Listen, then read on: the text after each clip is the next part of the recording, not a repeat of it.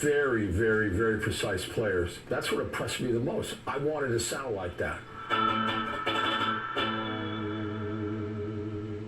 Most guitar players connect the idea of the use of the vibrato arm on an electric guitar with the ventures. The whammy bar creates a pitch bend that gives a sense of, like a shimmering wave, if you will. And it sounds something like this. John said, okay, well, you do the melody with the tremolo arm, and I'm going to do the rhythm.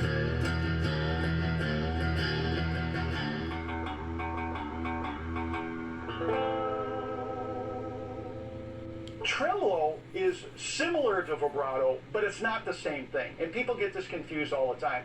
Instead of frequency, this is an amplitude or a volume change. The one that's built into the amp sounds a lot like something I can do with just the volume control on the guitar.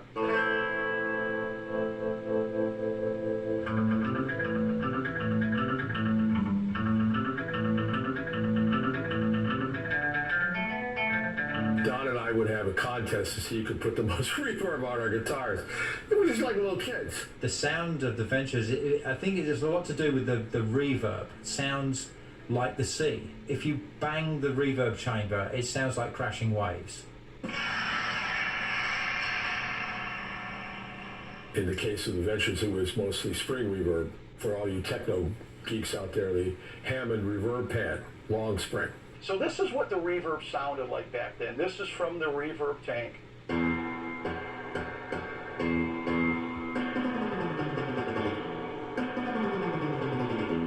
This is a reverb mechanism pulled out of an amplifier. The guitar sound is fed in through here. It goes through a spring and is picked up here and fed back into the amplifier.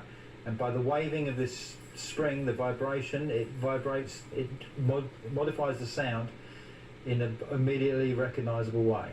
Surf bands claim that it sounded like they were in the pipeline of a wave. It's a sweet sound, and it takes a lot more skill to play a guitar cleanly.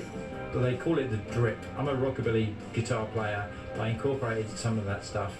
But the real purists want to get the drip. And that's achieved by putting the reverb tank before the amplifier.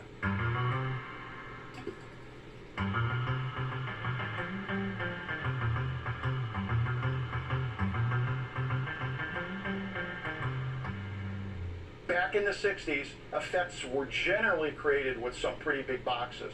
So it wasn't such an easy process to incorporate them. I can't understate how many hours I stared at the album cover or the back cover, looking at their guitars and wondering how they got certain sounds. The engineer was experimenting too with trying to get different sounds and everything. And they put speakers on the floor and they cut speakers and they would turn things around. We did Walk Don't Run 64, and it sounds like it's a keyboard playing in there, but actually what it is, a lot of people are surprised at that. It's a saxophone played through a Leslie speaker.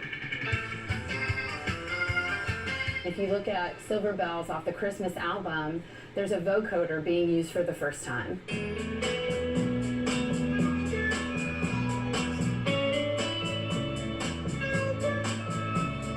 These things were just remarkably innovative and experimental for their time. Nobody else was doing that.